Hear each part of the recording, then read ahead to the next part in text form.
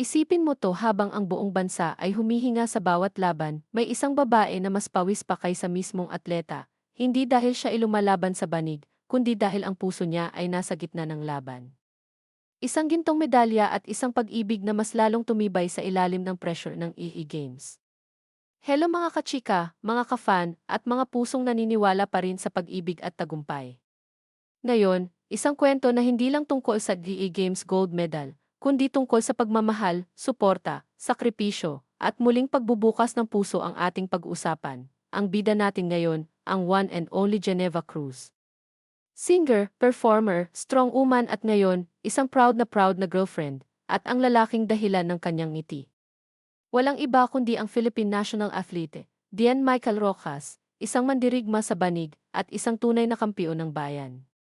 Mas maaga ngayong taon, nagulat ang marami nang umpisahang aminin ni Geneva Cruz ang bago niyang pag-ibig. Matagal na sarado ang puso niya simula pa noong 2020. Tahimik, maingat, nagpapagaling pero minsan talaga darating ang tamang tao sa tamang panahon.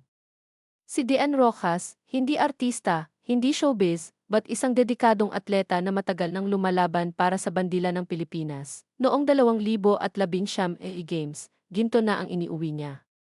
At ngayong 2025 Games sa Thailand, muling sumalang sa laban, pero mas mabigat ang hamon, hindi alam ng lahat, pero ayon mismo kay Dian. Punong-puno ng personal at professional challenges ang taong ito para sa kanya, pagod. Pressure. Expectations, at dito papasok ang isang babaeng hindi umatras, si Geneva, December 12. Tahimik ang arena, 3 laban, 2 submission, 0 points ang nakapasok laban kay Dian. At habang lumalaban siya isang babaeng halos maubos ang pawis sa kakahintay, hindi sa banig, kundi sa kaba. Sa Instagram, ibinuhos ni Geneva ang damdaming matagal niyang kinimkim. This patriotic Filipina heart is overflowing with pride. Mahal, you represented our country with so much strength and grace, mga kachika. Ramdam niyo ba?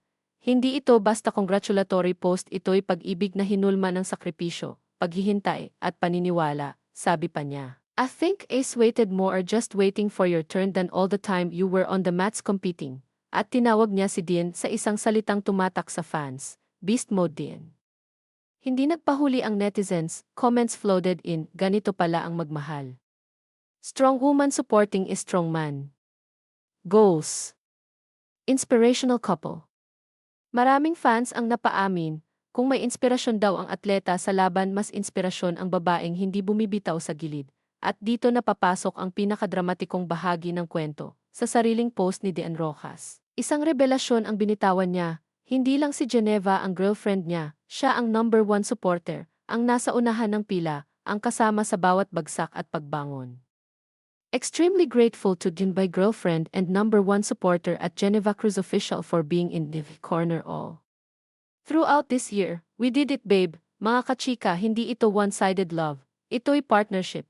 Isinama niya rin ang pasasalamat sa pamilya, teammates, coaches, givingness, sponsors, pero malinaw, sa likod ng gintong medalya. May babaeng naniwala kahit mahirap at sa huli, sinabi niya ang linyang nagpaiyak sa marami. Honored to have been able to deliver the gold for the country. Ngayon, tanong ng fans, ito na ba ang bagong chapter ni Geneva Cruz? Isang pag-ibig na mas buo, mas payapa, mas inspiradong Pasko. Sa isang interview, umamin si Geneva, mas masaya siya ngayon, mas inspired, mas bukas ang puso, at habang si Dian ay patuloy na lumalaban para sa bayan. Si Geneva naman ay patuloy na lumalaban para sa pag-ibig na minsang isinara, pero muling binuksan.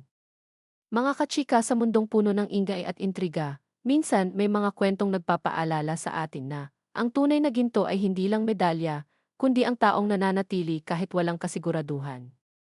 At kayo, naniniwala pa rin ba kayo sa ganitong klaseng pag-ibig? Stay tuned, dahil sa susunod nating kwento baka mas malalim, mas emosyonal, at mas nakaka-relate pa.